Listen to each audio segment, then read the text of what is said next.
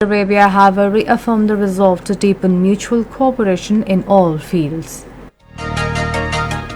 Interior Minister says the violators of law and constitution will have to face the consequences. Reports of violence, chaos and disorder carried out by the violent PTI protesters are being received from different parts of the country. The Special Indian Court has sentenced life imprisonment to Kashmiri Hurriyat leader Muhammad Yasin Malik in a so-called terror funding case. The second T20 between Pakistan and Sri Lanka government teams will be played in Karachi tomorrow. And now the news in detail. Prime Minister Shehbaz Sharif says the 720 megawatt hydropower project will add environment-friendly and cheap electricity in the national grid. He was talking to Chinese media and workers of Khairot hydropower project during his visit to the site of the project today. The Prime Minister said the foundations of the project were laid back in 2015 and it is part of the China-Pakistan Economic Corridor project, which lies at the junction of Punjab and Azad Jammu and Kashmir. Expressing his gratitude to the Chinese company for this project, Shehbaz Sharif said this project will not only provide clean and cheap energy that has no environmental hazards, but will also help us save 4 billion rupees. He said that project will help us in moving forward to strengthening Pakistan-China friendship. Talking to UK Minister for Armed Forces James Happy in Islamabad, Shehbaz Sharif has expressed the hope that Pakistan and UK enhanced strategic dialogue would help deepen bilateral engagement between the two sides in a range of mutually beneficial areas. Shehbaz Sharif also stressed the importance of a peaceful and stable Afghanistan while highlighting the importance and urgency of taking necessary steps to avert humanitarian crisis in that country. On Ukraine, the Prime Minister urged the international community to remain engaged in the search for a diplomatic solution in accordance with the relevant international law and UN Charter. The visiting UK Minister reciprocated the Prime Minister's sentiments to further augment the historic relationship between the two countries, especially in the trade and investment sectors. Pakistan and Saudi Arabia have reaffirmed the resolve to deepen mutual cooperation in all fields including economy, trade and investment as well as at multilateral fora.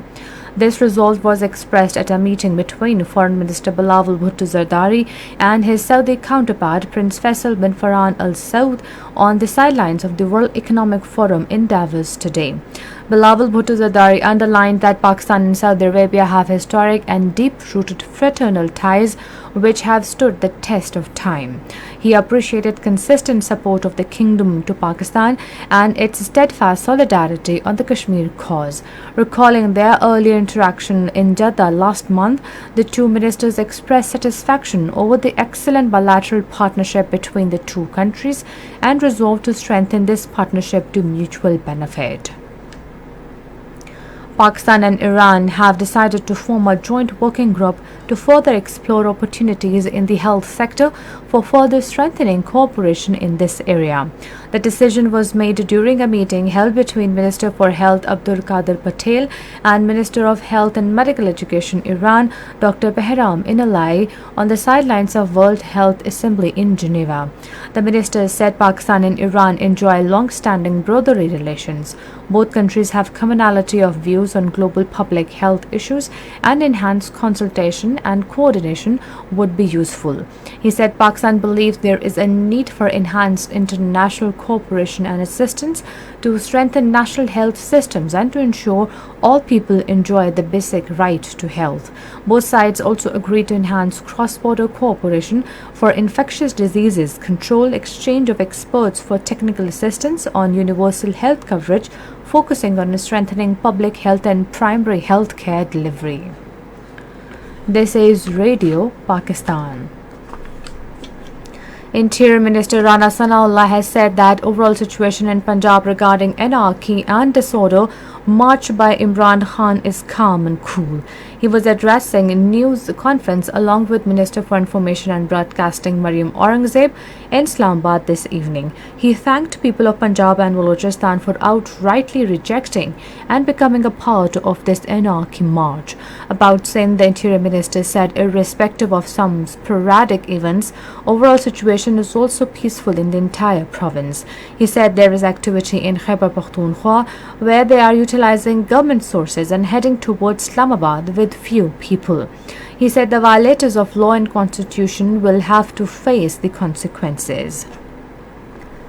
Reports of violence, chaos and disorder being carried out by the violent PTI protesters are being received from different parts of the country. The PTI activists carrying batons have resorted to subjecting police officials to violence in different areas. They also pelted stones at the security forces deputed to ensure law and order. Some of them even carried guns and ammunition and are attacking police. It is not a peaceful march but democracy, but a bloody march. PTI leader Ali Amin Gandapur distributed batons among the activists to make Dandabadar force and tweeted that this force will attack the police. PTI leader Zubair Niazi has been freed from the police by protesters. The government is responsible for ensuring safety and security of state and public, but protesters are bent upon creating violence. National Assembly has informed today that an anti-vehicle lifting cell has been established to control vehicle theft from the federal capital. Responding to a question hour during question hour, Minister of State for Interior Abdul Rahman Khan Khanju said that the anti-vehicle lifting cell comprises 54 crime-fighting personnel under the supervision of SSB Investigation Islamabad. He said during the previous year, a total of 160 vehicles were recovered by the cell from the 195 accused persons stolen from Islamabad and other parts of the country. He said during the current year, 65 vehicles and 52 motorcycles were recovered. He said police patrolling have been enhanced with the direction to the concerned officer to conduct surprise checking at various pickets at preventive measures. In India, a special Delhi court has sentenced the legendary Kashmiri Hurriyat leader Mohammad Yasin Malik to life imprisonment in the so-called terror funding case. According to Indian media, the National Investigation Agency had demanded the maximum punishment, the death penalty, while the defense pleaded for life imprisonment. On the call of Azad Jammu and Kashmir Prime Minister, a complete shutdown was observed across Azad Jammu and Kashmir against the indictment of Jammu and Kashmir Liberation Front chairman Mohammad Yasin Malik in a false case. Bazaars and shops were shut down and rallies and protest demonstrations were held at the district and tehsil levels. Hurriyat organizations, political parties and trade unions took out protest rallies in a bid to express solidarity with Mohammad Yasin Malik and other detained Hurriyat leaders. People belonging to all walks of life and participated in the demonstrations in maximum number. In Muzaffarabad, Paspane Hurriyat take out an anti-India and pro-freedom rally. The participants of the rally marched toward UN Observer Mission in Muzaffarabad amid anti-India, biased Indian judiciary and pro-freedom slogans and lodged their protest therein.